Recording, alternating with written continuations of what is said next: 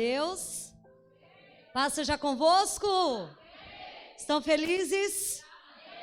Glória a Deus. Que alegria, que prazer estar aqui novamente. Eu amo essa igreja.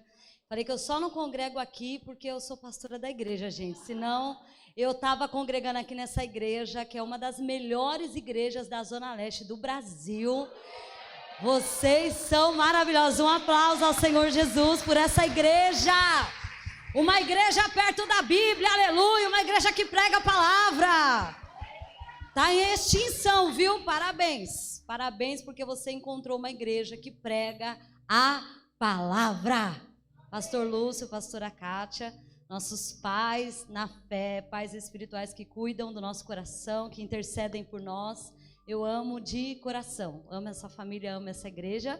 Estou aqui hoje com a minha intercessora Dani, que está aqui cobrindo a minha vida de oração. Pastor Rodrigo mandou um beijo, um abraço, um cheiro, um shalom, uma paz. Ele disse que ama e ele ficou chateado. Falou, nossa, pastor e a pastora só chama você, né? Você está lá quase todo mês. Tá provando, né? Ele, nossa, eles amam mais você do que eu. Eu falei, olha, libera o perdão. Né? Não pode ser assim, olha o coração. Irmãos, faz um favor para mim, alguém pega a irmã da plaquinha e tranca ela no banheiro. Alguém pega a irmã, eu não sei quem é, mas acha ela aí, tranca ela lá na salinha. Ela, lá, já pra salinha, irmã. Tem cadeado, tem chave, fecha ela lá. Glória a Deus, amém, irmãos? Vamos ficar de pé um pouquinho, esticar as pernas. Aleluia, dá uma respirada, respira fundo, dá uma esticada no corpo assim, ó, um alongamento. Glória a Deus. Vamos orar um pouquinho? Já que o pastor me deu 4 minutos, eu quero usar para orar. Glória a Deus. Feche seus olhos, curva sua cabeça. Senhor, nós te honramos nessa noite, honramos a tua doce presença neste lugar, reconhecemos que não há ninguém como tu, ó Pai. Ó Papai querido, toma os seus filhos que aqui estão no seu colo, enche-nos do teu amor, enche-nos do teu espírito, encha-nos da sua alegria, ó Pai. Cura-nos nessa noite, ó Papai querido, estamos aqui precisando, estamos aqui, Senhor, desesperados pela tua presença. Estamos aqui, Senhor, ansiosos pelo teu toque. Estamos aqui, Senhor, porque desejamos mais de ti, Senhor. Queremos avançar, queremos crescer, queremos, Senhor, conquistar territórios. Queremos, Senhor, ser pessoas melhores. Oh, Papai, queremos nos aproximar de ti nessa noite. Oh, rebaixei carabaço, rebalabaxei rabás. Te adoramos, te adoramos, te adoramos, ó Senhor. Te adoramos, ó Deus, ó Papai, te amamos. Seja bem-vindo, Espírito Santo. Toma este lugar, toma as nossas vidas. Pedimos que o Senhor envie anjos de cura, anjos ministradores neste lugar, para nos auxiliar em nome de Jesus. Amém. Vamos dar um aplauso forte a Jesus. Glória a Deus. Pode sentar. Parabéns por separar um tempo para se cuidar. Parabéns. Precisamos nos cuidar porque todos nós temos uma família, todos nós temos responsabilidades, estamos inseridos nesse mundo. E a palavra de Deus diz que a criação aguarda ansiosamente pela manifestação dos filhos de Deus. E os filhos de Deus têm que ser saudáveis, têm que estar curados para curar outras vidas, têm que estar liberto para libertar outras vidas. Filho de Deus tem que manifestar a glória de Deus, amém? E você está aqui nessa noite para receber mais de Deus, para passar por essa porta e manifestar a glória de Deus onde você estiver. Glória a Deus. Eu quero ler com você para nós iniciarmos Provérbios, capítulo 4, verso 23. Provérbios 4, 23. Se você trouxe caneta, papel, separa aí para você anotar muitas coisas, para depois você revisar na sua casa, para você se lembrar.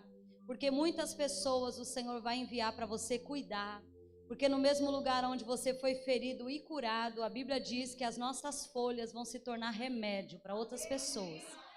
Então aí você vai lá consultar quando foi que você foi curado, o que o Senhor fez, o que foi diagnosticado, que tipo de medicamentos espirituais o Senhor trouxe. E aí você agora vai fazer isso com os teus filhos, com o teu marido, com a tua esposa, com seus amigos. E vai dar certo, porque o Espírito Santo vai operar por meio de você. Glória a Deus, a Bíblia diz que é Ele que opera tudo em todos, é o Espírito Santo que opera, irmãos. Não sou eu, não é você, é o Espírito Santo que faz. Aleluia!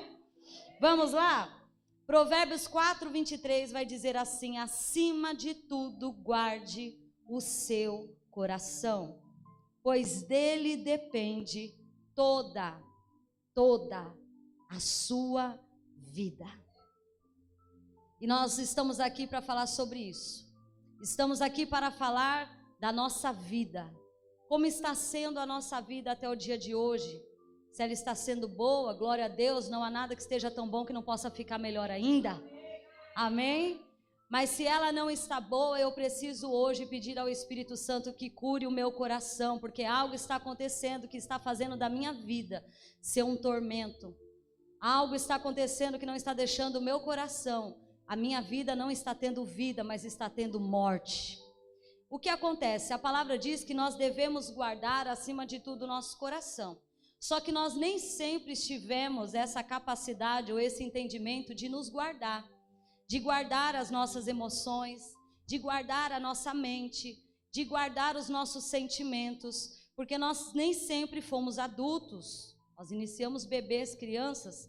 E nessa fase, os nossos pais ou os nossos avós, ou aqueles que nos criaram pela ausência de algum deles, tinham a responsabilidade de guardar o nosso coração. E muitos deles, infelizmente, falharam nessa missão. Ou porque já tinham os seus corações destroçados e feridos, e só deram aquilo que poderiam dar, porque cada um só dá aquilo que tem. Nós não conseguimos dar a ninguém algo que não temos. E aí, de certa forma, eles falharam em guardar o nosso coração. E é aí que começa.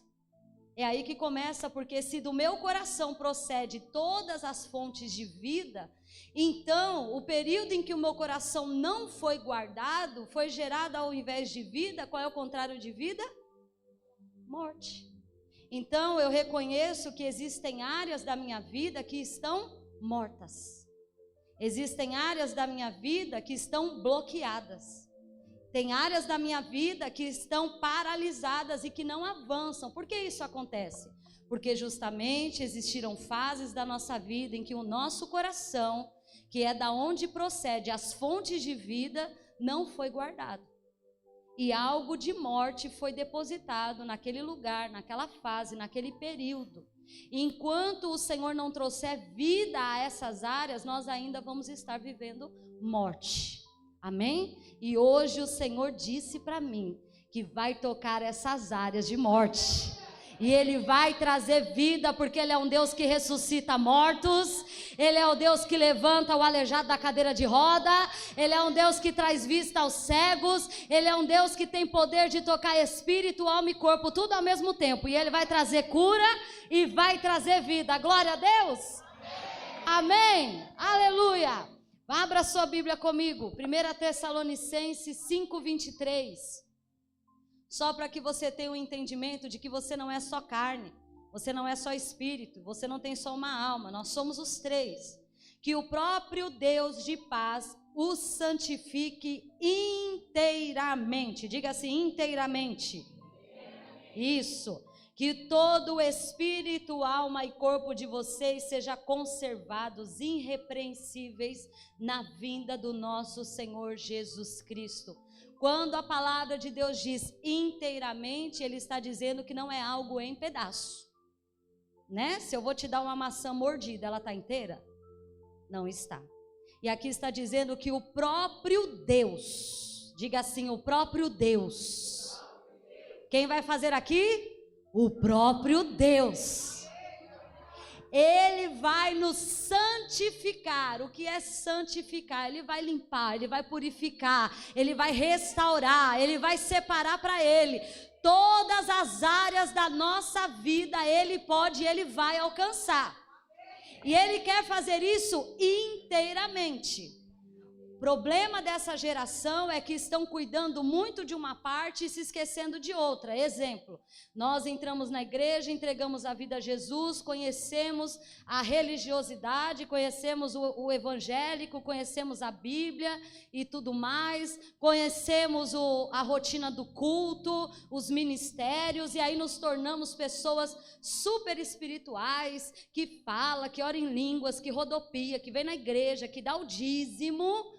Mas muitas das vezes pessoas amargas, arrogantes, orgulhosas, que maltratam as pessoas, que ainda estão presas em fofocas, que ainda têm vícios em oculto, que praticam ativamente e não conseguem se libertar, mas estão dentro da igreja, estão cuidando ali do seu espírito, mas nós não somos só espírito. Então, quando eu cuido só do espírito, eu vou me tornar alguém o quê? Religioso. O pastor estava aqui falando do apóstolo Paulo.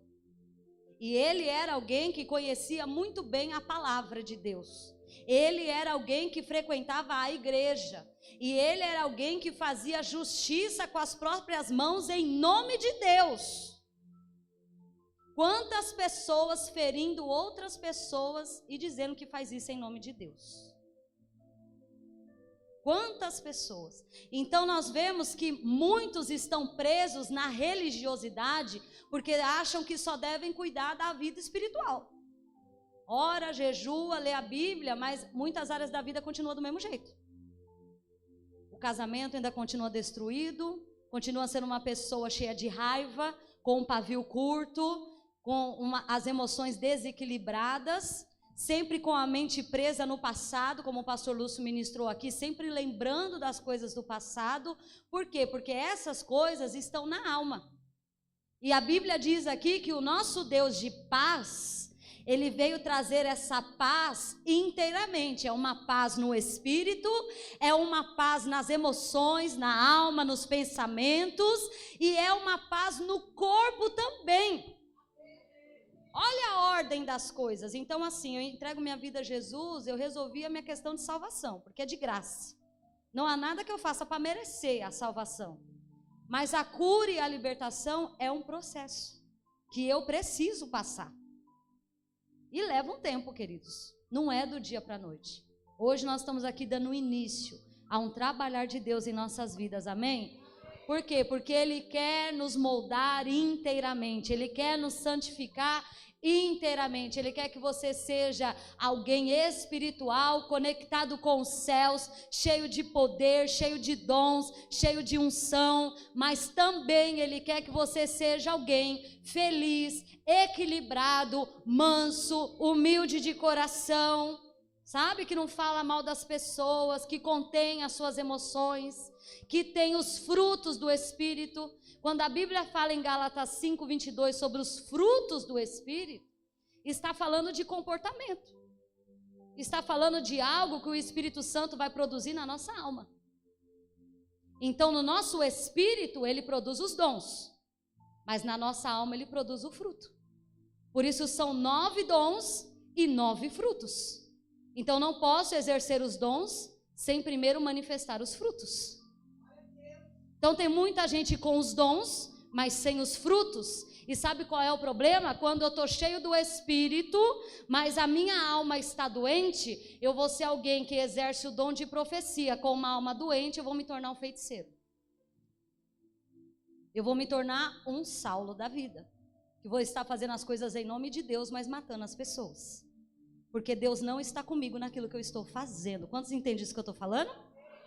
Então, o assunto da alma é muito sério. Você não pode ignorar as suas emoções, porque o nosso Deus, Ele trabalha em nós inteiramente. Ele não é um Deus que começa as coisas e não termina. O mesmo Deus que começa, Ele vai completar essa obra até o final. Então, você erguer sua mão e aceitar Jesus aqui na frente é o começo, não é o fim.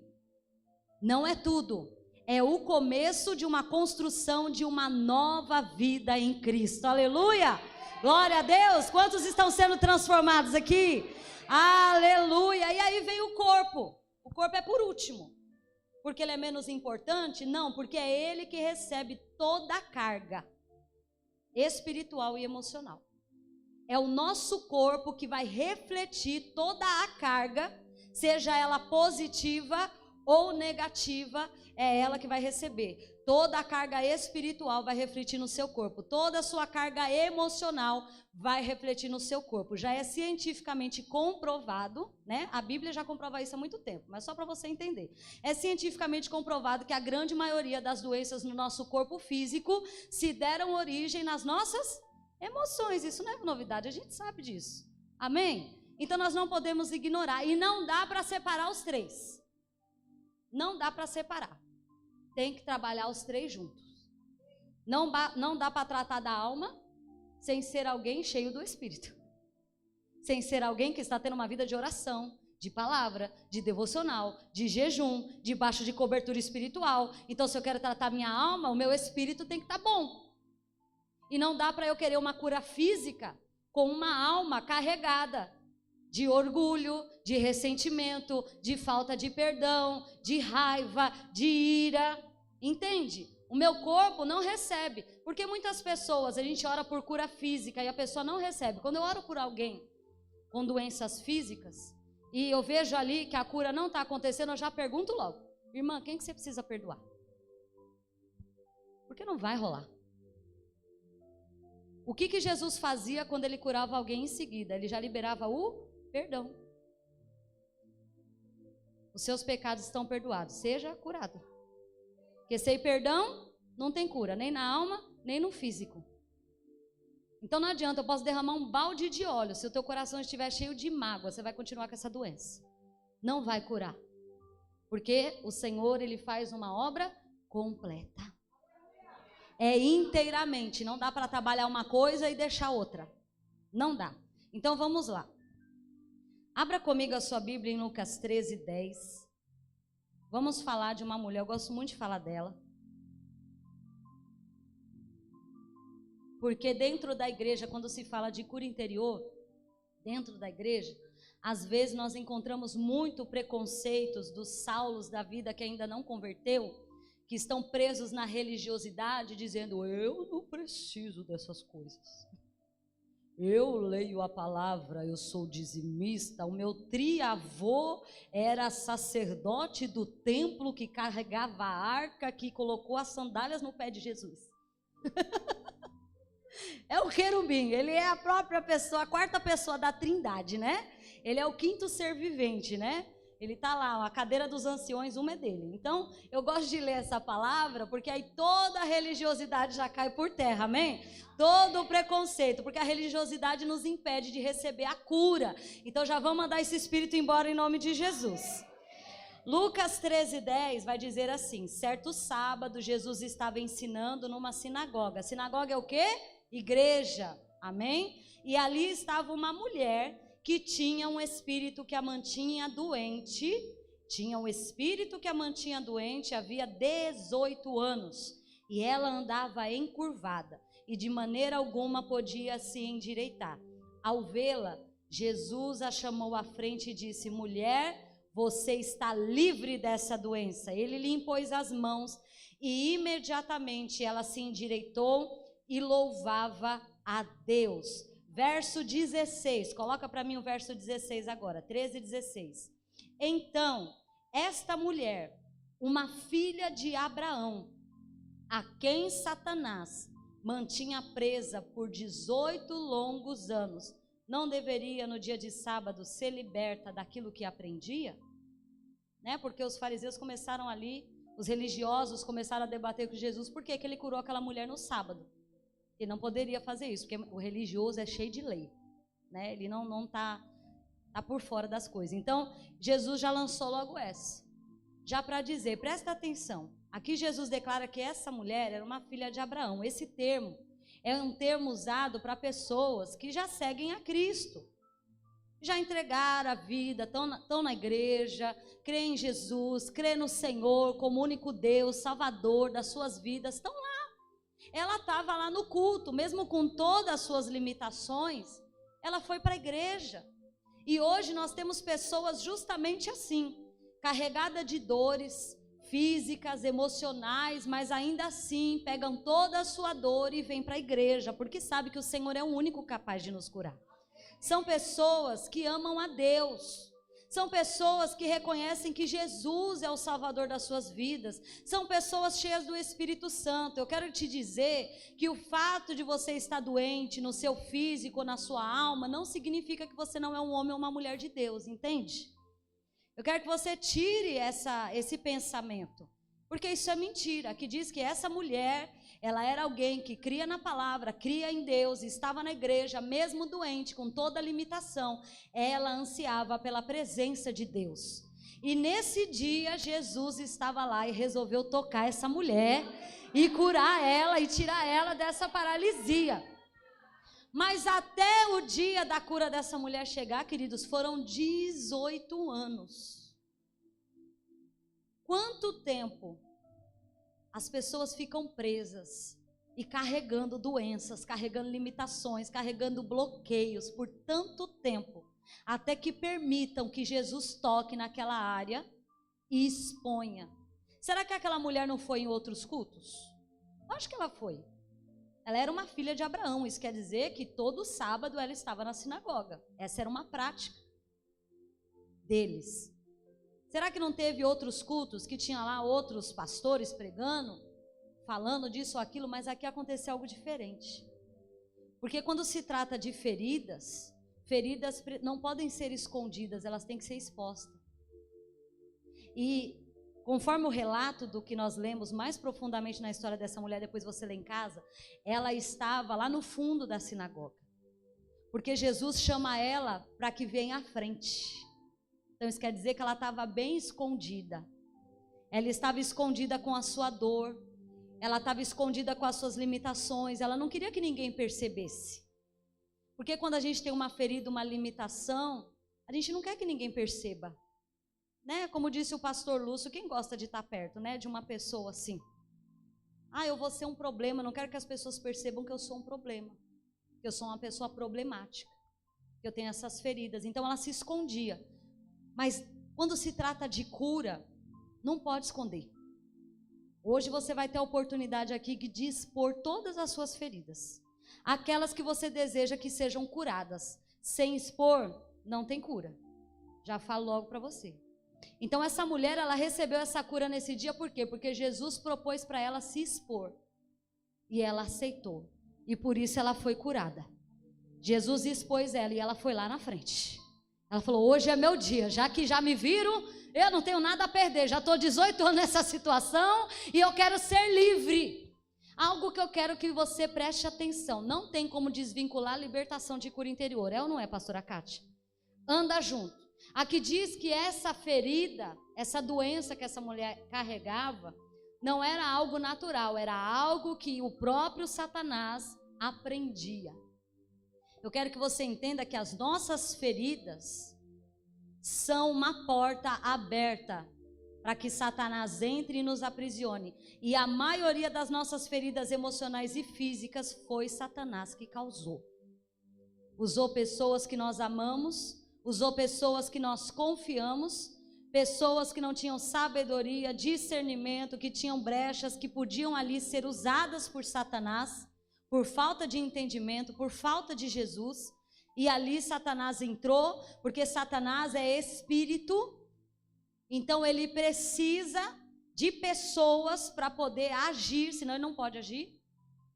Ele está no mundo espiritual, para ele se conectar na terra, no mundo natural, ele precisa de coisas naturais. Então ele mexe até com a natureza, ele mexe com o ar, ele mexe com o fogo, mexe com tudo. E mexe com pessoas, para poder te atingir. Usa a boca de pessoas, usa a atitude de pessoas, para que ele possa ferir. Então essa mulher, ela estava presa numa doença, entenda? Ela estava presa. Porque é isso que a ferida faz, ela nos prende. Quando nós estamos feridos em nossa alma e em nosso corpo, ali nós temos uma trava. Pode ver que nessa área que você foi ferido, é uma trava. Você está travado, você não consegue fluir nessa área. É uma área que sempre você tenta crescer, tenta cuidar. Você já fez curso, já contratou coach, já foi nesses cursos de destravamento aí que tem e não destrava. Porque quando se trata de ferida na alma, se trata de algo espiritual, porque quem criou a alma foi Deus. Quem criou a alma não foi os cientistas. Eu amo os psicólogos, os psiquiatras. Deus deu sabedoria para eles nos ajudarem a superar e avançar. Porém, eles não têm todas as respostas. Eles podem ajudar, mas eles não podem resolver o seu problema. Porque quando se trata de alma, só aquele que criou a alma pode discernir a alma. Amém ou não amém? Amém.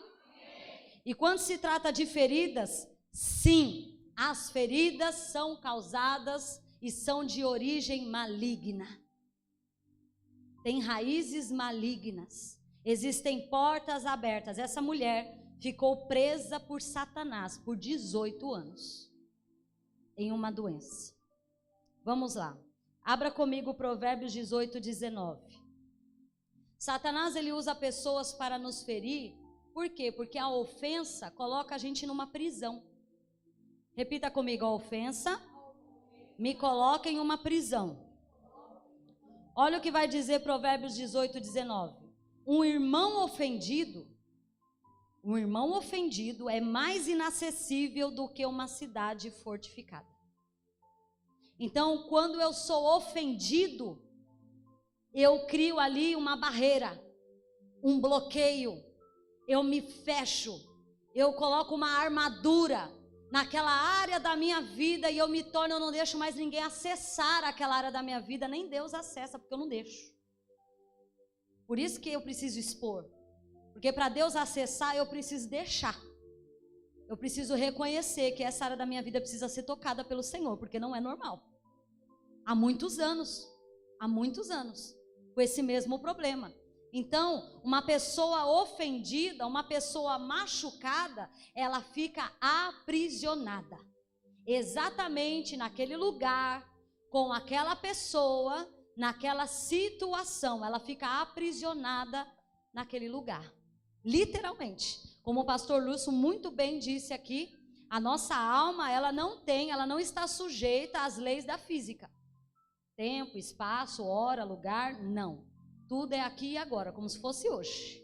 Aquilo que aconteceu há 50 anos atrás, é como se fosse hoje. Aí tem o ressentimento. Toda vez que você lembra, você ressente com a mesma intensidade. Causa a mesma dor. Causa as mesmas tristezas e angústia e ódio e raiva, como se fosse do dia que aconteceu. Por quê? Porque não existe leis de tempo quando se trata de alma. Então, quando eu sou ofendido e machucado, aquela área que me feriu, ela fica paralisada.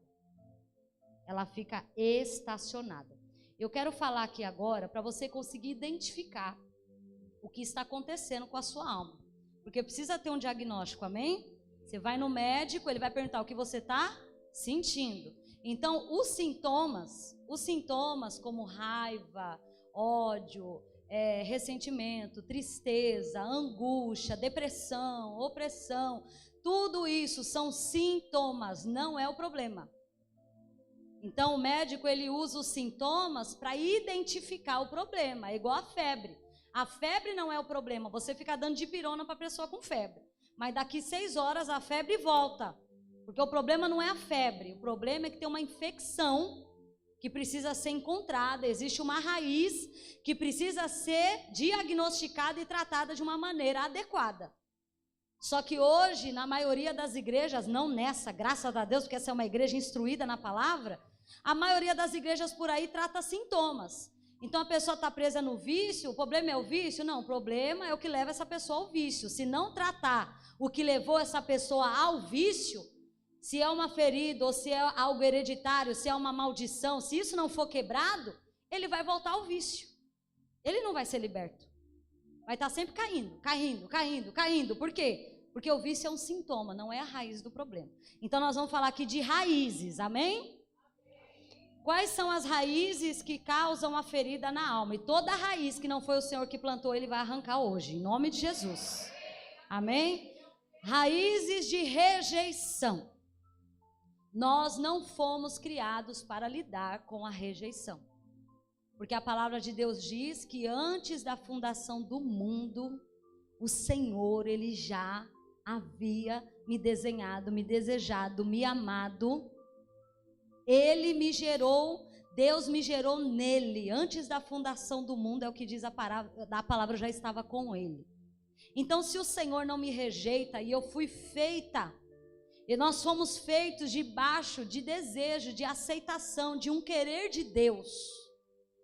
Eles disseram, Pai, Filho e Espírito Santo, façamos o homem. Houve ali um desejo, uma aceitação de que nós viemos a existir. Então nós não sabemos lidar com a rejeição, porque nós não fomos criados para ser rejeitados, amém? Por isso que a rejeição é uma das feridas mais profundas e terríveis. E a grande maioria de nós já passou por rejeição.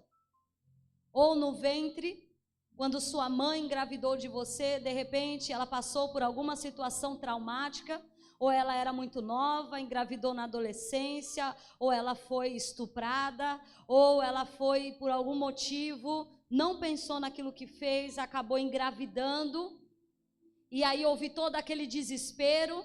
E os médicos dizem que todo o sentimento da mãe passa para o feto, tudo aquilo que ela sente, se ela sente medo, se ela carrega a rejeição, tudo aquilo passa para a criança. Então já no ventre você recebeu toda essa descarga de rejeição. Todo aquele sentimento desde o ventre dizendo que você não era bem-vindo, dizendo que você não foi planejado. Às vezes, alguns pais e mães falam até na brincadeira, né? Ai, meu filho, você é a raspinha do tacho, nós nem esperava você e você veio. Isso causa uma ferida. No seu subconsciente você pensa, né? Lá na sua alma você imagina. Fala, caramba, eles não me quiseram. Eles não me desejaram. Né? E isso pode causar muitas feridas. Isso quando os pais já não rejeitam no ventre e tentam abortar. Que aí acontece outras consequências também, quando nós somos, quando acontece uma tentativa de aborto, quando nós estamos sendo gerados, além de uma ferida de rejeição, é liberado ali sobre a criança um decreto de morte. Então o espírito de morte já acompanha essa criança desde que ela nasce. Então são crianças que crescem depressivas, adolescentes se cortando, suicídios, a pessoa sempre com aquela sensação que vai morrer, doenças que parece que a pessoa vive internada, vive doente desde criança, não consegue dormir, sabe aquelas crianças com perturbação? É o espírito de morte que vai perturbando essa criança de noite. Por quê? Porque a mãe tentou abortar. Aí no caso, aí essa criança cresce, só para você ver que libertação e cura caminham junto. A mãe rejeitou, tentou abortar. Causou a ferida de rejeição. Espírito de morte entrou. Espírito de rejeição entrou. Eu vou falar os sintomas da rejeição já já. Mas olha como é terrível. Aí essa criança cresce, casa. E esse espírito de morte acompanha. Como a mãe tentou abortar, agora essa moça que sofreu essa tentativa de aborto não consegue engravidar. Agora essa moça que foi tentada de aborto tem vários abortos espontâneos. Por que você acha que isso acontece?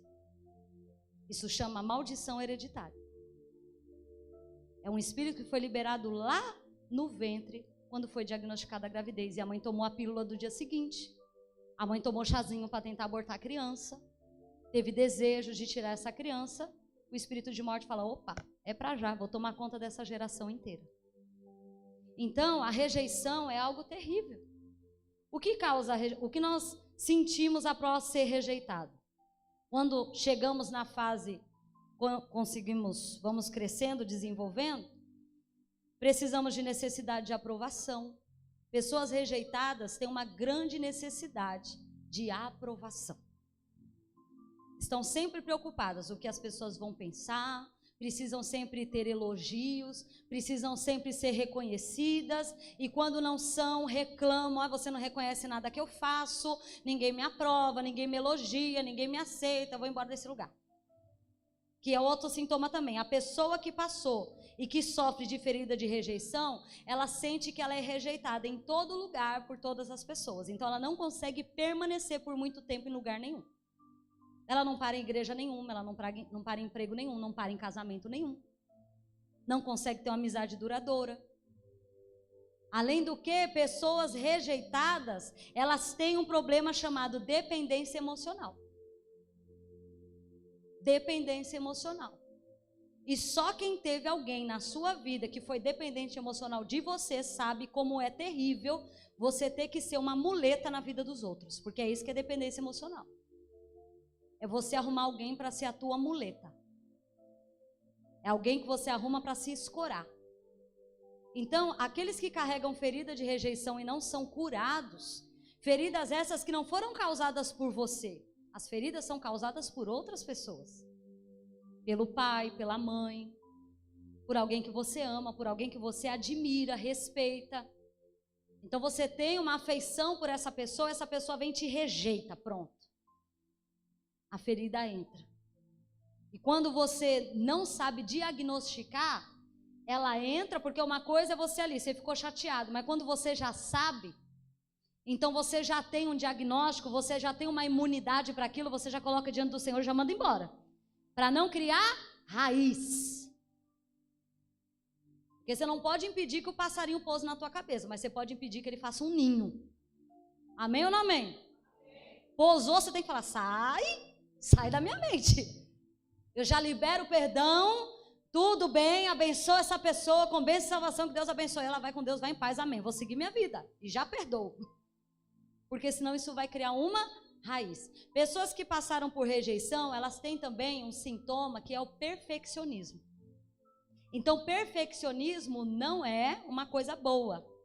Muita gente vai fazer entrevista na empresa, né, e eles perguntam, qual é a sua maior qualidade? Eu sou perfeccionista. Não, isso é uma ferida na alma. Viu? Porque só tem um que é perfeito. O nome dele é Jesus. Nós somos aperfeiçoados nele. Sem ele, não tem perfeição. Mas o perfeccionismo, ele vem forte na vida da pessoa rejeitada. Pessoas que têm toque e tudo mais, né? Tudo ali, tudo certinho. Tudo tem que ser ela fazendo, porque senão não vai dar certo, não sei o quê. Uma coisa é você ter um espírito de excelência. Amém? O espírito de excelência é diferente do perfeccionismo. Quem tem um espírito excelente, ele faz aquilo que ele pode com aquilo que ele tem, até que ele possa fazer melhor ainda, né? Então vai colocar uma toalha na mesa, não é uma toalha de ouro, mas é uma toalha bem passadinha, é uma toalha bem colocada, combinandinho, tudo bonitinho, igual a pastora Kátia, coisa linda. Tudo que ela faz e as suas meninas é muito excelente. Mas o perfeccionismo, ele passa por cima de muitos valores, ele machuca pessoas, porque aquilo não saiu do jeito que a pessoa queria. Não, tem que tudo estar perfeito. Sai daqui, você não sabe fazer. Deixa que eu faço. Não, tem que ser do meu jeito. Não, eu preciso comprar porque tem que ser desse jeito. A pessoa não tem nem dinheiro, não tem nem condição. Mas ela é perfeccionista, ela quer fazer, porque se não for, ela fica doente. Isso é doença. Então, por que a pessoa rejeitada é perfeccionista? Porque o perfeccionista, o que ele tem em sua alma? Eu preciso fazer tudo certinho para que ninguém me rejeite. Eu preciso fazer tudo certinho para que me admirem, para que me aceite. Porque a rejeição grita forte lá dentro. Aquele que foi rejeitado, ele traz também outros sintomas, como Deus não me ouve. Quem carrega feridas de rejeição tem uma dificuldade enorme de se relacionar com Deus. Eles entendem que quando ora Deus não está ouvindo. Não vou nem orar, Deus não vai me ouvir. Não vou nem buscar esse dom, Deus não vai me dar. Eu não vou nem entrar nesse curso, ninguém vai me chamar para fazer nada. É assim, ele já se auto-rejeita. Tudo isso é por causa de quê? Rejeição. A rejeição traz medo, traz muitas coisas. Eu trouxe aqui poucos sintomas, tá? Existem muitos outros, mas a gente não tem tempo. Cientistas provam que a dor da rejeição ativa as mesmas áreas cerebrais envolvidas na dor física. Então, é como se fosse a mesma dor, a dor da rejeição é como se fosse a mesma dor. Quem já quebrou um braço, uma perna aqui? Já quebrou um osso? Dói, né, gente? cientistas provam que aciona no seu cérebro o mesmo lugar dessa dor, de quebrar um osso. É a dor da rejeição. E ela causa raízes profundas. E pense essa dor na sua alma. Não tem remédio, não tem gesso. Não tem gesso para a alma. Fala para mim o remédio para a alma. Só Jesus, irmãos. Só Jesus. Porque só Ele tem acesso a esse lugar sobrenatural. Amém? Então o Senhor, Ele vai curar hoje toda a raiz de rejeição. Depois nós vamos ir passo a passo, como nós vamos caminhar nessa cura, e o Senhor vai te levar a esse lugar de cura, e você nunca mais vai carregar essa ferida de rejeição na sua vida, amém? Porque o Senhor já nos curou, Ele está aqui, Ele já nos aceitou, e Ele não nos rejeita, aleluia! Oh glória! Vamos a outras raízes, outras feridas, a ferida do abandono, que caminha ali lado a lado com a rejeição. Pessoas que foram abandonadas. Normalmente o abandono ele pode acontecer em várias fases da vida, assim como a rejeição, viu? As feridas não acontecem só na infância. A maioria e as mais profundas acontecem na infância, mas nós também podemos ser feridos na adolescência e na fase adulta e até na nossa velhice. Principalmente quando se trata de abandono. Quando se trata de abandono. Eu tive, irmãos, que me arrepender profundamente diante do Senhor. Eu tenho uma avó de 76 anos. E devido à correria do ministério, atendendo muitas pessoas, eu fiquei muitos meses sem ver a minha avó. E um dia eu ministrando, irmãos, eu não aguentei. Quando eu fui falar de abandono, o Espírito Santo veio forte assim, ó.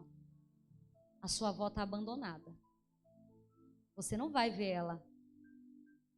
Ela não consegue mais sair de casa, ela não dirige mais, ela está com os joelhinhos doentes, não tem ninguém que leve ela para passear, não tem ninguém para ela ficar conversando, só o meu avô, que também é idoso. Então ela fica dentro de casa, e aquilo, irmãos, veio algo assim tão forte. Quantos idosos das nossas famílias estão abandonados? A gente fala muito de criança, né? Mas para a gente falar do começo, tem que falar do fim também. Às vezes a gente está dando atenção para as crianças e esquecendo dos idosos.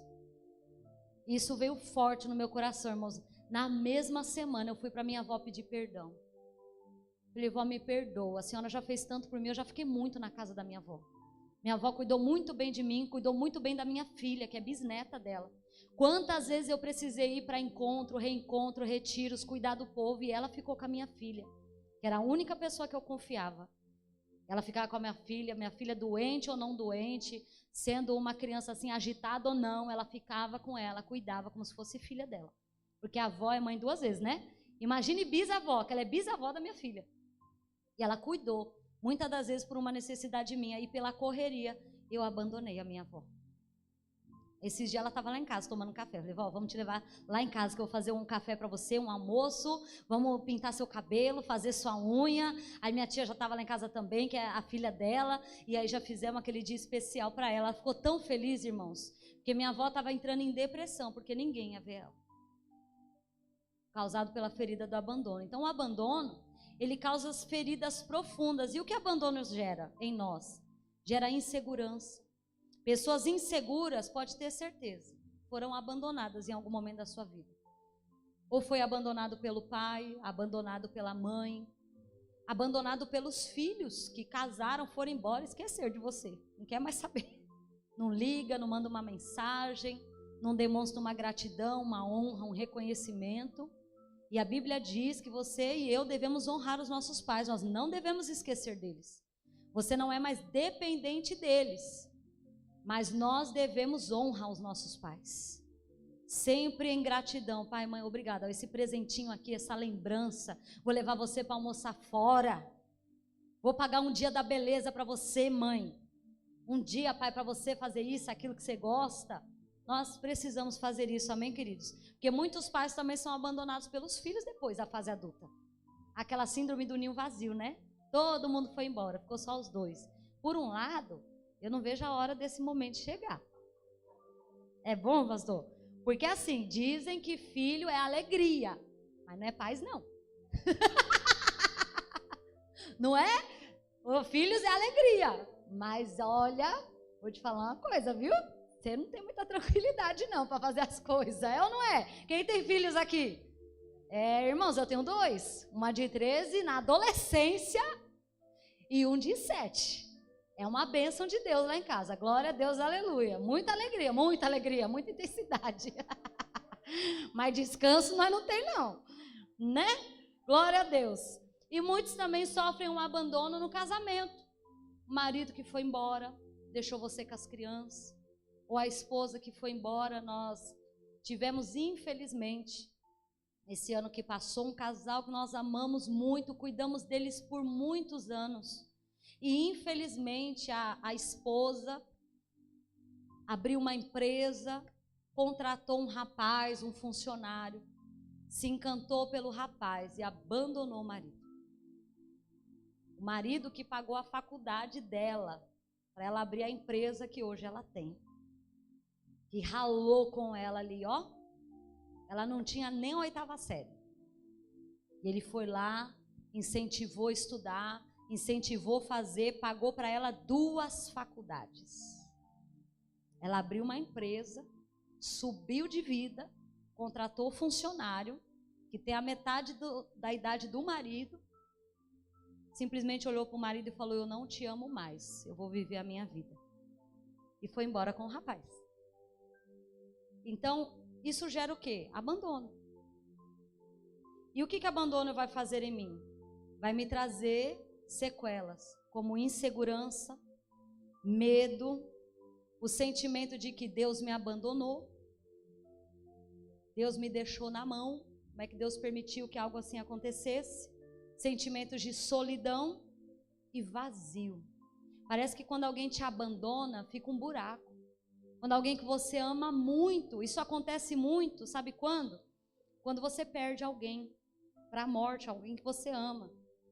Quando morre uma mãe, um pai, um filho, um marido, fica um vazio, parece que nada preenche. Só Deus, irmãos. Só Deus pode nos curar e preencher esse vazio que alguém que você ama deixou. E hoje Ele está aqui para fazer isso, amém? Porque é horrível se sentir sozinho. É horrível se sentir oco. Essa sensação de estar oco. Estou oco, não tem nada dentro de mim.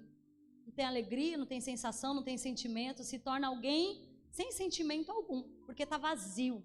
Sentimentos vão embora. Se torna uma pessoa fria por causa do abandono. Vamos para o próximo. Próxima raiz muito profunda, causada pela humilhação. A humilhação, seja ela em qualquer fase da vida, vai gerar em nós sentimentos como autocomiseração, que é o quê? Piedade de si mesmo. Autocomiseração. Pessoas que foram humilhadas em várias áreas da sua vida e em diversas idades, eles criam esse sentimento, essa atitude de defesa, de ter uma piedade, uma dó de si. Então tudo dele é minimizado. Ai, minha casinha, meu carrinho, olha, isso aqui não está tão bom. Eu não sou bom em nada que faço, eu não sou bom nisso, chama fulano para fazer. Não, eu não estou boa, eu não estou legal. Né? Esse dia eu ouvi de uma pessoa que eu tenho orado muito por ela, ela falou assim: eu nasci para sofrer mesmo. Eu nasci para sofrer mesmo. É o tipo de pessoa, a pessoa que passou pela ferida da humilhação, é alguém que você vai sentar com ela e ela sempre vai ter um problema da vida para te contar. Sempre tem alguma coisa ruim acontecendo com ela. Ela fez alguma coisa errada. Ela nunca faz nada de bom. Não porque ela não quer, mas porque ela não consegue, porque ela já sabe, ela acha que não consegue. Eu não consigo fazer nada direito. Eu não consigo fazer nada de bom. Eu só sofro na vida mesmo. Nada na minha vida dá certo. Então, até o semblante dessas pessoas é assim, bem caído. É o tipo de pessoa, quando ela entra assim, você já sente aquele peso. Porque a aparência já é uma aparência para baixo. Porque é isso que a autocomiseração traz. Uma postura para baixo. Pode-se dizer que a alma da mulher encurvada estava assim, porque ela caminhava para baixo. Quem olhava para ela ia dizer: essa mulher é doente. Tem pessoas que sentem lá no fundo um prazer de chegar no ambiente, as pessoas olharem para ela e perceber, oh meu Deus, deixa eu dar uma ajuda, deixa eu ir ali conversar, deixa eu ali ver se está bem, porque a pessoa está toda, dó. Isso se chama autocomiseração, isso é um espírito maligno, que faz o semblante da pessoa ficar para baixo. A Bíblia diz que alguém curado, alguém cheio do Espírito, o Senhor diz assim, eu não te dei espírito de covardia, mas de poder, de equilíbrio, de moderação. Ó, a pessoa curada, ela anda assim, ó. Tá precisando de oração? Quer alguma coisa? Anda sorrindo? Entendeu? Fica não ali, encolhidinho. Por quê? Porque a pessoa que passou por humilhação, de alguma forma, ela precisa chamar a atenção. Ela faz isso inconsciente, viu, irmãos? Ela não faz isso porque ela quer. É uma ferida, é uma dor, então ela expressa dessa maneira. A autocomiseração, que é uma piedade de si. Quem passa por humilhação desenvolve uma baixa autoestima. Tem um problema com a aparência. Pessoas que passaram por humilhação, elas têm um problema com a aparência. Não se gostam. São pessoas que não se gostam em nada que faz.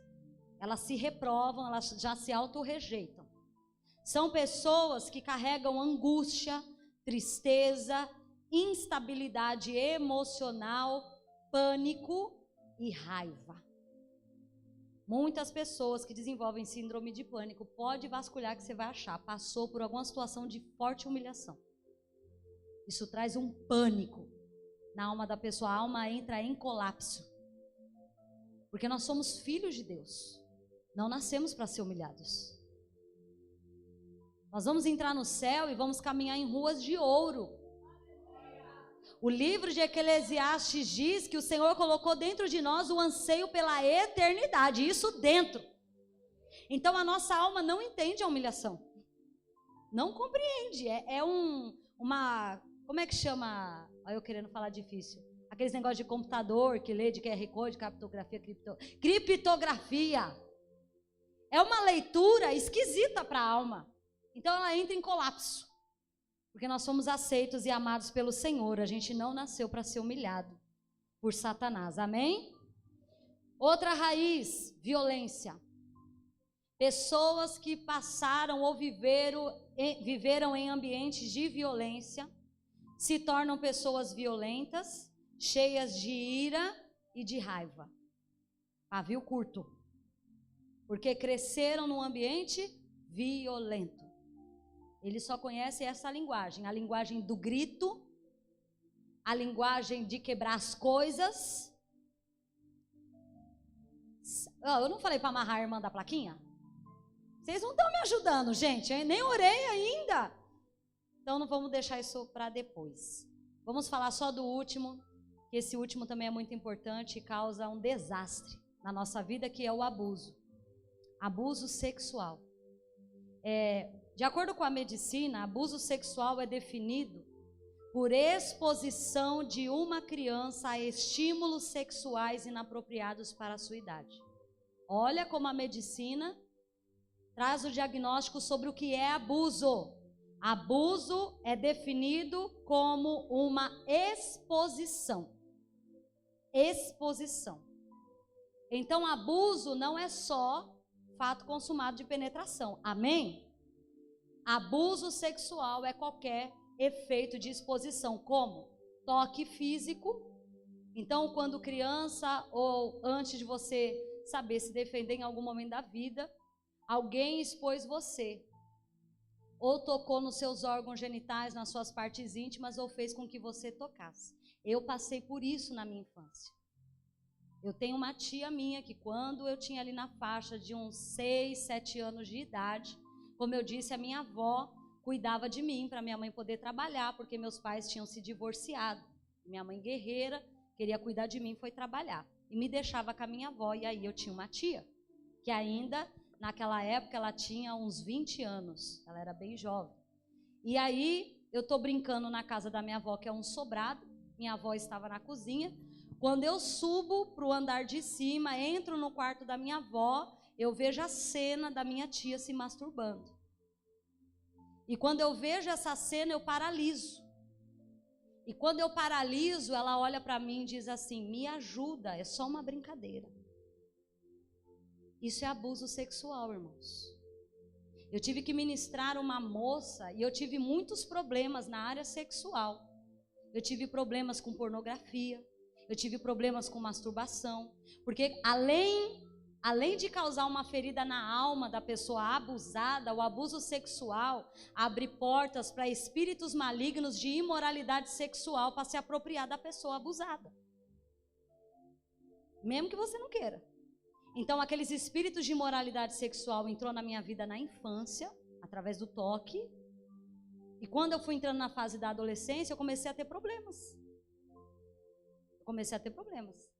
E aí eu comecei a me masturbar, comecei a ver pornografia com uma forma compulsória. Sabe?